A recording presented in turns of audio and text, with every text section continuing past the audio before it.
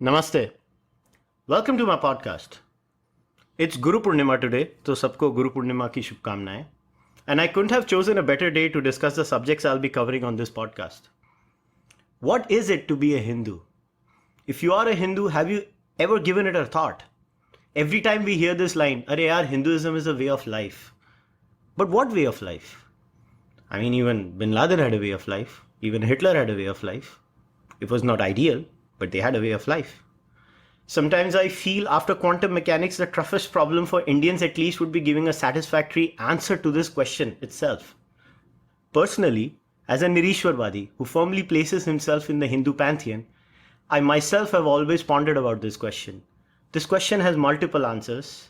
Sometimes those answers overlap, and in many cases they don't. And I was very excited when one day I came across a book called Being Hindu by Hindol Sengupta. Guys, Hindol is an award-winning author, journalist, public speaker, and social entrepreneur. He's the author of 7 books.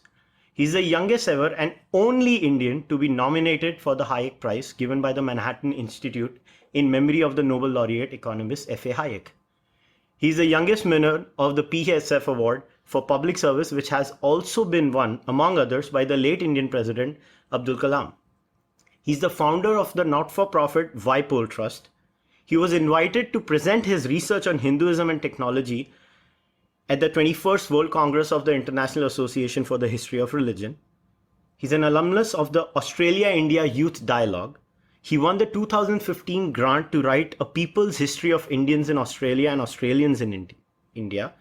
He was a part of Idea Mensch's 2012 list of 33 entrepreneurs who are making the world a better place to live for his work on ideating India's first women safety mobile app. He's also the editor-at-large for Fortune India, where he writes on the political economy and entrepreneurship. For me, it's a personal pleasure that Hindol has agreed to do this podcast for me. So Hindol, welcome to the podcast. Thank you very much. Thanks a bunch, Kushal, for having me here.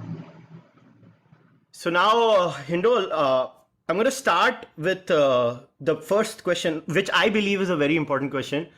What made you write Being Hindu? Why did you think of writing this book?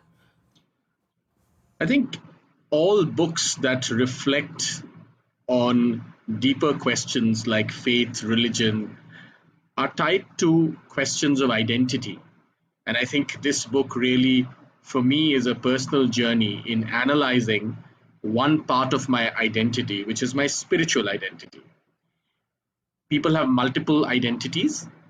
Some could be familial, some could be professional, some identities are tied to achievement, but there is also a deeper identity which goes right to the core of who we are, which is our spiritual identity.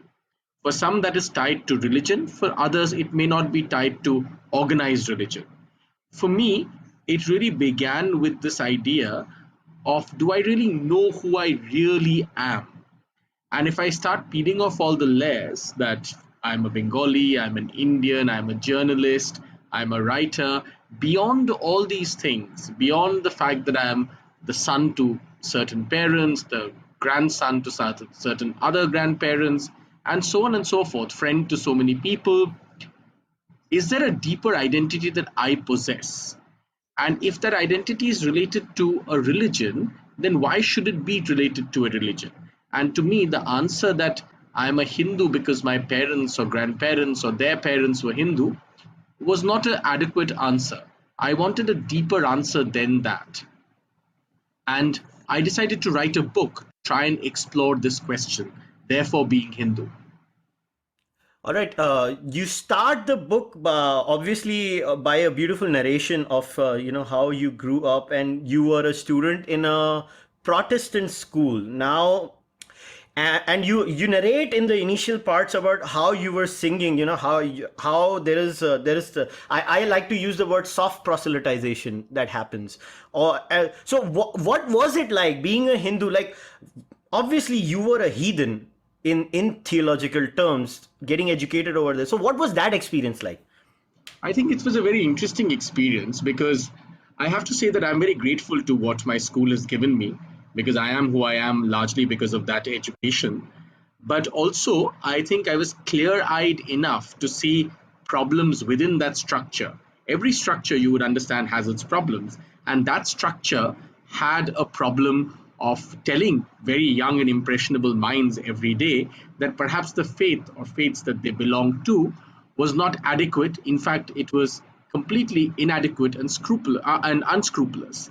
But how to convert this unscrupulous faith to scrupulous faith was left slightly open ended. But there was always a sense that one way to do it was to accept Jesus in your life, which in fact meant a conversion to Christianity.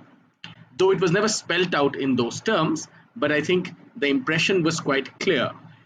And today, when I look back at that entire period of my life, I think I'm very cognizant of the fact that there were two kinds of victims in that process or in that platform. One, of course, was students whose impressionable minds were being attacked with this sort of statement or this sort of soft proselytizing.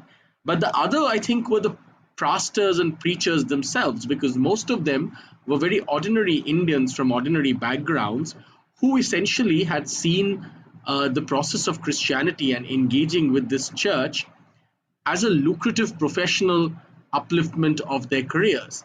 They could get the jobs that they had, which were quite substantial in those years, if they were Christian.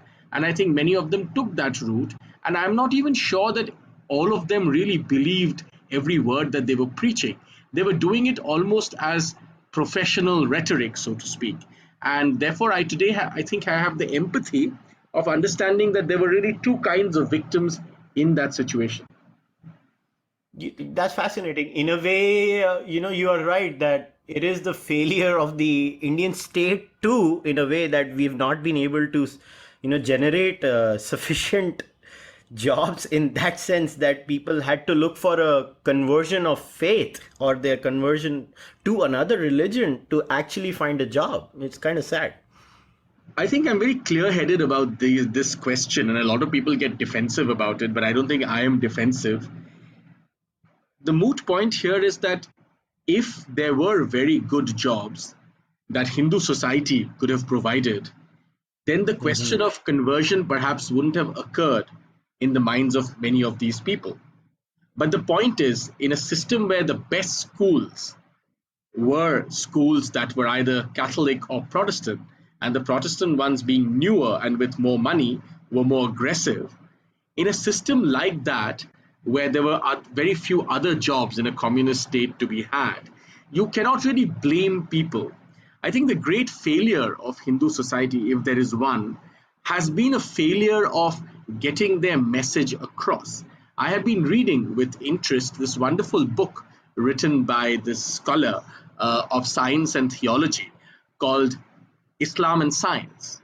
And I wondered to myself why nobody had ever bothered to write a book called Hinduism and Science, and perhaps I will write that book. I certainly wish to. I don't know when I'll have time to do it, but I certainly want to do it. So one of the great failures, collective failures of Hindu society is this complete inability to present its own story. And I think some of us are trying to correct that, but a lot more needs to be done. We have very little sense of our own tradition, our culture, our sciences, our aesthetics. All of that has been lost, which we did have at one point. However, what happens today is when there is some enthusiasm about, in a sense, defending Hindu tradition, some people go to the other extreme and start defending whatever it is that they feel is part of Hindu tradition. And I don't think that's the correct approach. I think we need rigorous scholars and professional writers, filmmakers, people who work with the creative arts to try and find new ways to tell narrative histories of Hindu traditions without defending the indefensible. Let's be very clear, every faith has problems, and Hinduism also has some problems. However, the great wonderful tradition of Hindu history has been that wave after wave of reformer, whether you look at Chaitanya Mahaprabhu, the Adi Shankaracharya, Swami Vivekananda, you name it, wave after wave of real reformers have emerged out of Hindu society to reform the faith, and that's why the faith has remained supple and indeed relevant for the 21st century, as I write in my book, Being Hindu. And I think that process needs to be engaged with. But I see sometimes a lot of unnecessary bickering, which is not very helpful. So I really try to promote this idea that if we really want to spread the good word, so to speak, about Hinduism, we must do it in a rational, scientific way. All right, now Hindol, I'm gonna request you to give an. This question itself is like a topic of your book itself. So, who is a Hindu and what makes you a Hindu? I mean, interestingly, these were two topics out of chapters of your book itself. That's right. I think you have to ask two questions when you ask those questions. Who is a Hindu and what makes one a Hindu? I think there's an interlinkage between the two. A Hindu is somebody, according to me, who believes in the very simple idea that the idea of God or the idea of divinity is truly omnipotent and omnipresent, which means that God, as Ramakrishna Paramhans knew and explained to Vivekananda, is indeed everywhere, and it is in every man or woman for that matter, or child or animal or plants. Having said that, a Hindu who believes that is taking only the first step, as it were, towards understanding his or her faith. The next step is to realize that a Hindu is what a Hindu does. Now, your question would be, what do Hindus do? I think Hindus really fundamentally are able to understand that divinity pervades every bit of our consciousness and of the world that we see around us, and indeed the world we are not able to perceive through our five senses. That's why the Hindu realizes that any format that is non-discriminatory and non-abusive towards anybody else, which is a reflective, contemplative tradition in trying to understand the idea of God, can potentially, if applied honestly and judiciously, lead you to a higher state of consciousness. Let's simplify that idea. It simply means that a true Hindu believes that whatever it is that you want to do, as long as you want do it honestly and you do it with a great degree of contemplation, it could be your path to God. That does not mean that when attacked, a Hindu does not defend himself or herself. It simply means that for a Hindu, the idea of God is really an internal idea, and all the externalities, so to speak, the rituals, the customs, the idols, the forms, the formats, the music, all of that are part and parcel of the journey to understand the truth. Therefore, what am I really saying? I'm saying the Hindu understands that God is not the process. God is the final position where you reach via that process. And the process could be words, the process could be music, the process could be certain idols, the process could be certain customs, the process could be anything. The final point that you reach through that process is God. I think Hindus, if they truly understand their own faith, do not mistake the process to be the final outcome. They know that the outcome is what you reach via the process.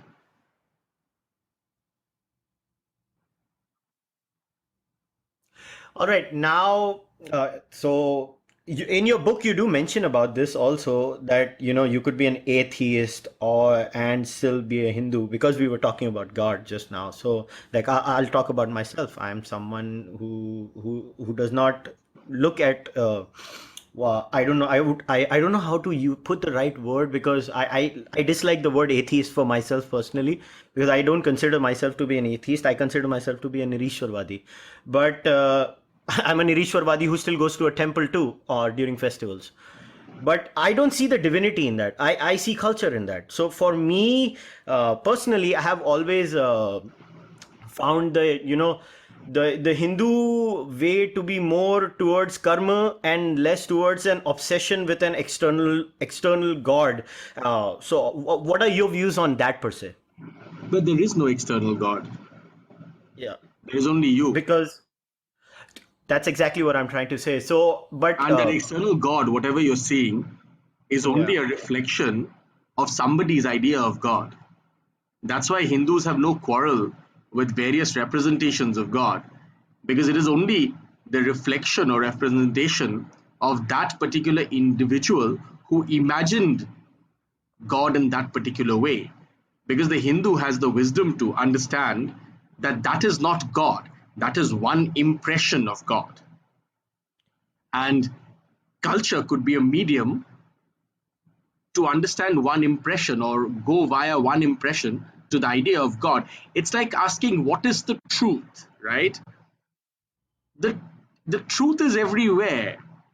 If you speak the truth to your parents, it is truth. If you speak the truth to your lover or your child or your boss, it's the truth too. The truth comes in many shapes and forms, but the essence of it being true, the true in truth, right?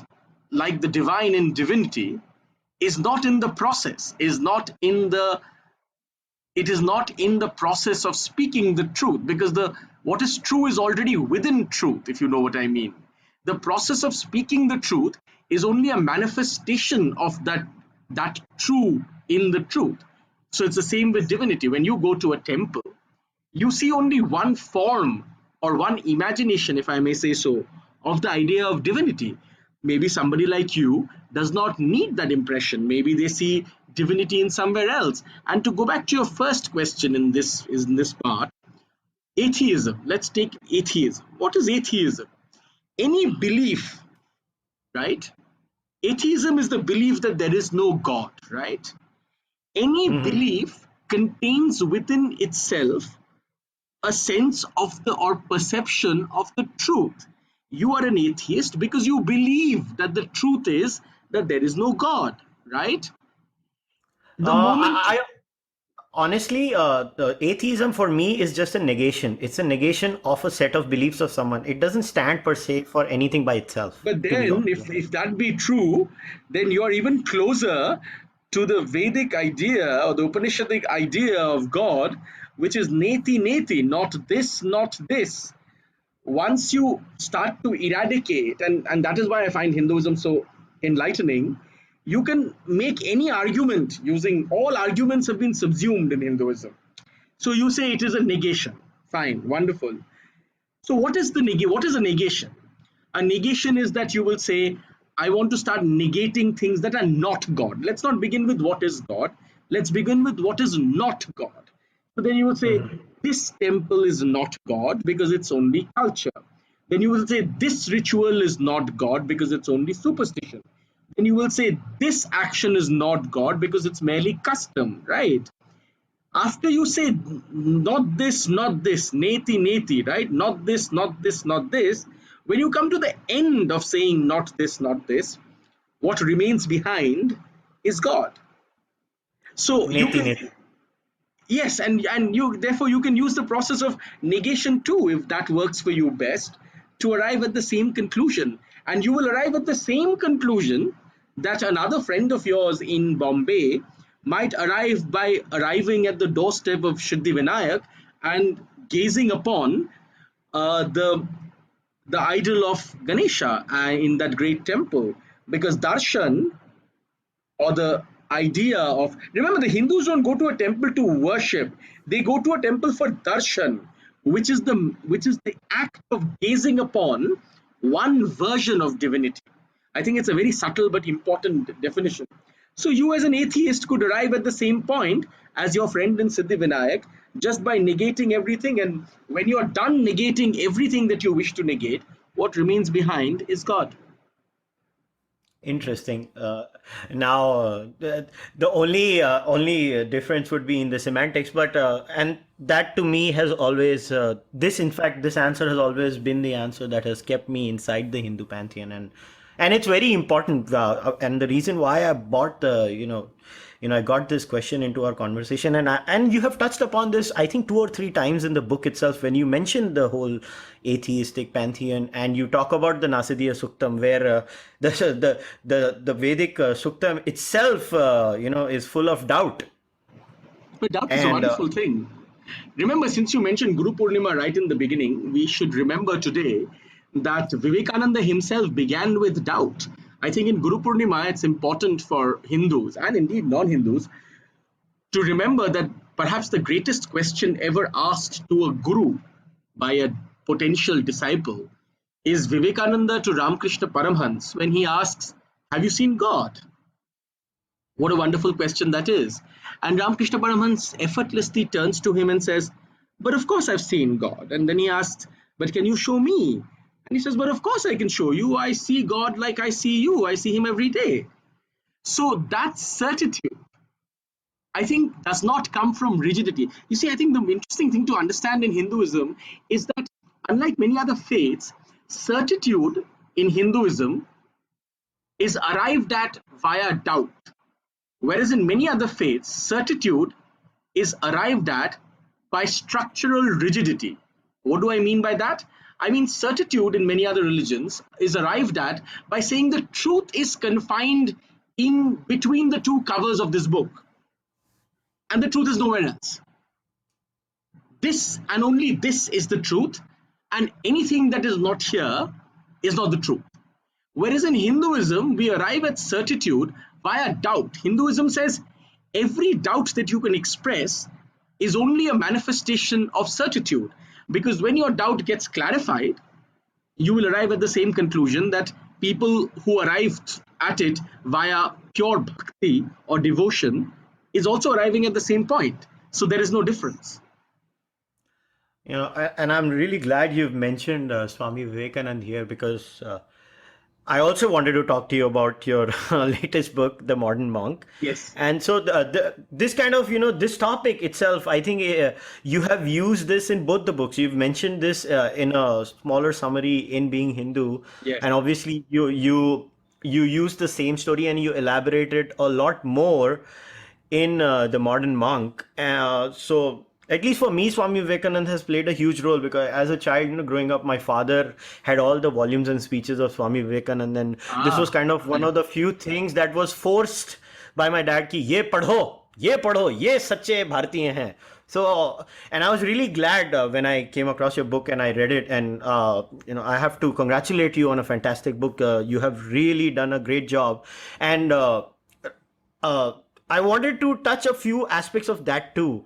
Now, you have actually given a completely different shape and form to Swamiji, where, you start the book by saying the bad boy. So can you actually talk a bit about that? Yeah, I think the most interesting thing about Swami Vivekananda is that he's so human, as I mentioned in the book. Yeah. Here's a boy who's moved by beggars on the streets outside his house and throws away saris, clearly a bad act, of his mother through the window. Here is a boy and then a monk who smoked, right? Again, quote unquote, a bad thing. I think Swami Vivekananda is this wonderful, wonderful character because he's so utterly human.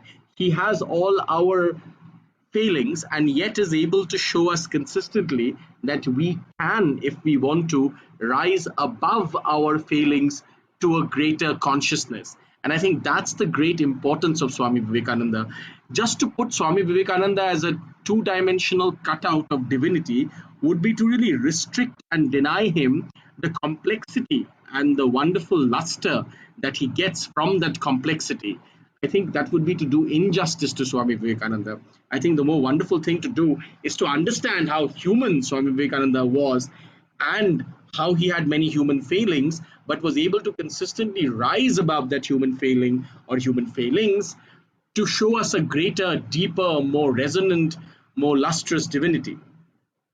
Another fascinating aspect और आजकल हमारे देश में उसको लेकर उसमें से एक छोटे से अंश को लेकर काफ़ी बवाल भी चल रहा है, is you talk about how Swami Vivekanand also was open to meat eating.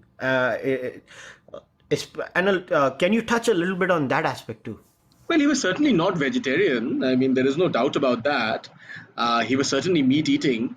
And as always, I think some of these things are clearly unnecessary debates. I don't think Hinduism or the soul of Hinduism is trapped in what we eat.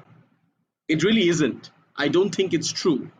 It is true that for a climate like ours, at least the tropical parts of our country, it may be custom because of the weather, because of the climate, that perhaps a vegetarian meal might keep you lighter and fitter. But that is merely custom.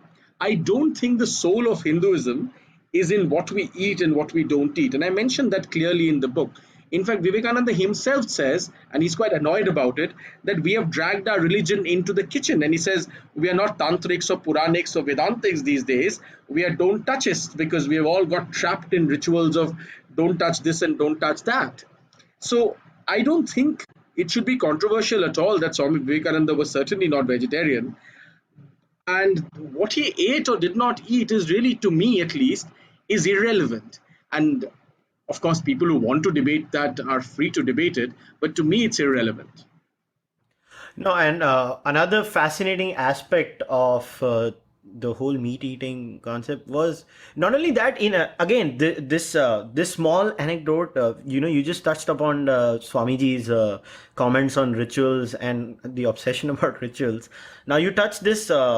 There's a small paragraph in, I think it's there in both your books, if I'm not mistaken, where there is someone from Madras, Ramakrishna Mission Madras, who writes to Swamiji about, or Swamiji writes to them about what should be, how should we portray Ramakrishna Paramahansa, and he's complaining about the folks in Bengal, how they're obsessed with the magical powers as such of Ramakrishna Paramahansa, and they're not focusing on the values as such. Could you explain that part a bit? Yes, so I think both Ramakrishna Paramahansa and Vivekananda in particular, never tried to portray any superhuman powers either to Ramakrishna Paramahansa or to Vivekananda. He was just not interested, and he was very clear that this was not of any import to him. And I think by trapping them into divinity that had superhuman powers is to really caricaturizing them. I think they had a much deeper message for our consciousness and our soul, and I think that is of really the most important thing in their journey.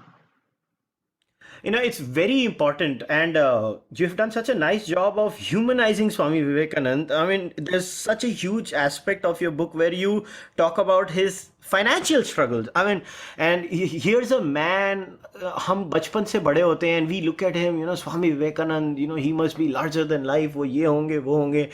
And you have shared such long, pieces of communication where where he's struggling for money. I mean, that's such a basic, जिसको बोलते हैं ना, देसी problem है. And here was this great man struggling and finding, and what I found interesting in that was, while he was struggling in that, as you have showed in the book, the poise he had. I mean, he would still come out of it, and he would still have that end. So what did you feel when you actually read all these things about him? So my family has been associated with the Ramakrishna Mission for 3 generations now. So I've been reading all these things from my childhood. But I do think, and I think you have hit absolutely the nail on the head, so to speak, when you talk about this, because I think therein lies the importance of Swami Vivekananda, that he was quite like many of us could be. Many of these things, the need for money, struggles with his health and illness, a fondness for food, a fondness for tobacco and smoking, all of this he's trapped in some ways, but yet he's able to surpass them all again and again and go to a higher state of consciousness. And he really teaches us through his journey this balance of being human and indeed being divine at the same time. Otherwise, we think of gurus and great sages as people who are floating somewhere high above us in the clouds. Vivekananda is not that man. He's extremely flesh and blood. He's extremely human, and I think therein lies his real importance. Now, Hindol, I want to touch upon something that is important in terms of both of your books. You have covered this aspect in being Hindu, you have covered this aspect from the eyes of Swami Vivekanand in The Modern Monk too. This is where I'm going to use this as an example where Swami Vivekanand has been very critical about the state of affairs within our society. You've shared excerpts where he really goes after our own people and our own obsession with this. I'll give you my personal example. Nowadays, even when I look at people, looking at temple going, I'm not saying all, but I see this basic trend. कई बार मुझे ऐसा लगता है कि हमने मंदिर को एक आउटसोर्स सेंटर बना दिया जहाँ पे हम जाके हमारी प्रॉब्लम आउटसोर्स कर देते हैं. And there are aspects about it where you obviously give your personal point of view as a living Hindu staying in India about your visit to Banaras also, and you talk about the problems in Banaras. Now, my question to you is, obviously there are problems. Now, how do we tackle them, where we talk about it? Because आज, especially पता नहीं social media के बाद, the atmosphere has become so toxic कि आप कोई nuanced discussion ही नहीं कर सकते. So what do you think about what are the problems that are ailing our society? What was Swami Vivekanand's view on it, and how do we go about it? I think one of the fundamental problems of our society, and I keep saying, I recently said in a lecture of mine, that the problem with social media and specifically Twitter is it only has one cure, all the screaming and shouting, that people should read before they tweet. And I think that should be a hashtag, read before you tweet. A lot of the conversations are at such a superficial, banal level because most people have no idea of what they're talking about. Reality, indeed spirituality and spiritual reality, is an extremely nuanced and complex thing. To break it down into blatant black and white quarrels is to do great disservice to the intelligent and the engaging conversation we ought to have as a society. And by doing this again and again, we are building this unnecessary conflict which is surrounding us all the time. I do believe that if people really want to do justice to what ought to be our civilizational understanding of heritage, culture, religion, spirituality, what have you, what we need to do is everybody should read much more and come to the table with really complex, nuanced points of view. And I understand that social media is really not the kind of platform where you can do that effectively, but we must do it because otherwise we are getting trapped in this sort of utter nonsensical, banal conversations where instead of screaming and shouting at each other, there's not much we are doing. I mean, we are only shouting and screaming at each other. Instead, we should be having an engaging, complex conversation. I couldn't agree more with you. I mean, sometimes, this is my view of what is happening right now on social media. And there is one side that finds there is nothing good in India. और वो 24 घंटा India की बजाते रहते हैं. And then there is one side that feels, हाय हमारे में तो कुछ गलत है ही नहीं. और वो, they keep reacting to the ones who keep bashing India. And there is no, we have problems in this country. 52% of this country defecates openly. Let us even look at the spiritual side. You mention it in your book too, that, we have polluted our rivers. हम गंगा को होली मानते हैं. गंगा मैया कहते हैं हम. But what are we doing with Ganga? And how do we maintain our heritage sites? Look at our maintenance of our heritage sites. We say we are the oldest civilization. Now, what is it? What has gone wrong with us? What do you think where we have faltered as a society? I think we have paid way too much attention in the external aspects of religion and not enough in the internal change aspects of religion. I think Gandhi was right when he said, before you set out to change the world, change yourself. And I don't think while we talk a lot about changing the world, we are not able to change ourselves. The same person who shouts and screams about saving our history and culture is probably going and throwing stuff in the Yamuna and the Ganga, right? And that's ridiculous. That's why I keep saying, I feel a great deal of passion for the Prime Minister when he says we need smart cities. It's just that I think as citizens, we are letting down his vision because we are not smart citizens. You see, I mean, you can have the best city in the world, but if the citizens are going to steal and be petty and be mean-minded and will pee everywhere and shit everywhere and throw everything on the road, then there's no point in having that smart city. It's a bit like that in our religion. It's no point saying Hinduism is so great, Hinduism is so great, if the places of worship that Hinduism has are dirty, if the rivers are so polluted that they're basically killing us, if the air is so polluted, if we are cutting down all the trees. I mean, these are basic. Environmental consciousness is the founding pillar of Hinduism, because if you look at the Rig Vedic texts and the hymns, they are all devoted to worshipping nature, right? And if we cannot maintain nature, then what kind of Hindus are we? Well, obviously, I mean, the conclusion, when I look at it, I find it's very superficial. I mean, we're just superficial Hindus, and बस वही है. I think अपने आप को झूठ बोलते हैं लोग, और ignorance is bliss, as they say. If you ignore the problem, it's almost assumed that the problem is not going to be there. Now, uh, there was a particular topic in your book, being Hindu. I know we're doing a back and forth because we're discussing two books. No, that's perfect. You titled it the Internet Hindu, and Yeah. how does Hinduism fit in the digital age? Yeah. Now, I want you to explain and elaborate on this topic a bit, because I know the words you've used have nothing. Actually, they don't have a lot to do with what it means on social media. So, can you explain that a bit?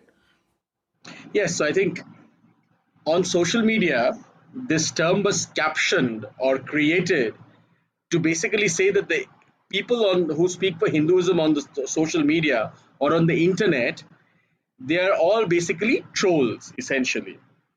So I used that term to make a larger point. My larger point was that at the end of the day, Hinduism is best suited for the 21st century, because in the 21st century, what will really happen, and you should read historians like Yuval Noah Harari who are talking about this, that when we go to the age of data, which we already are in a sense, and we'll delve deeper and deeper into this, when we're in the fourth industrial revolution, the fifth industrial revolution, our entire lives will be monitored and transacted upon and maintained and run by something called data, right? So all decisions we make will be on the basis of data.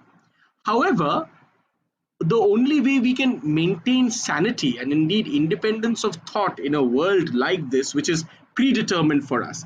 Let me give you an example. Anything you buy on Amazon gets structured by an algorithm, which is constantly monitoring what you're buying and is constantly pushing you towards what it thinks are your basic choices. The same with Facebook. You only see the posts which agree with you, right? You don't necessarily see posts that disagree with you. The same with Twitter, and so on and so forth. So when an algorithm tries to make a standardized pro forma of all of us, how do we retain our complexity as human beings? How do we retain a sense of independence? How do we retain a sense of sanity? How do we retain a sense of independence of thought? And the only way we will be able to do all that is really if we focus on ourselves. We need to know ourselves better than anything else that we know, and we need to understand ourselves and our needs and our mind and our soul and our consciousness better than we have ever known before. And that is the real lesson of Hinduism, of the Vedas, of the Upanishads, because the biggest lesson of Hinduism is know thyself. As Gandhi knew, as Vivekananda knew, as the Adi Shankaracharya knew, I mean, you name it, and they knew the same answer, that the only path is to know yourself and change yourself. And that's why it's so relevant, why Hinduism is so relevant in the 21st century.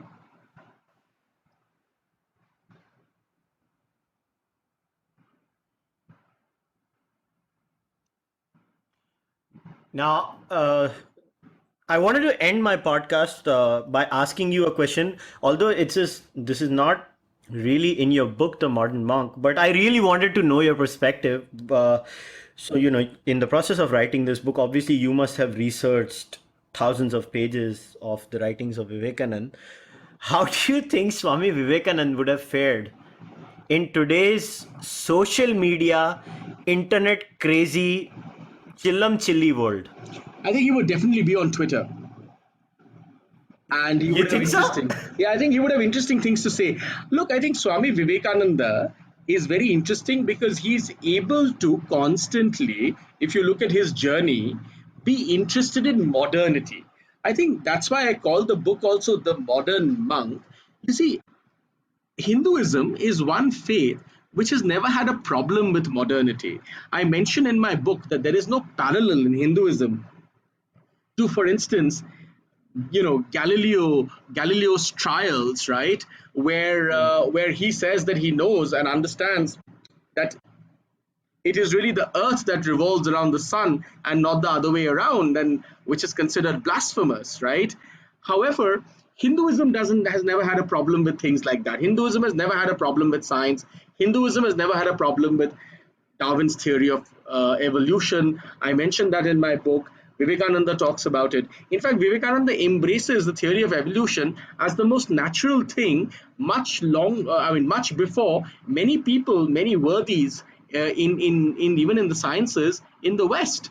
And I think that sense of embracing the modern constantly is this great theme of Hinduism. So I think Vivekananda would be a natural fit for a world where you constantly have to broadcast your views, because he has so many interesting views to broadcast constantly.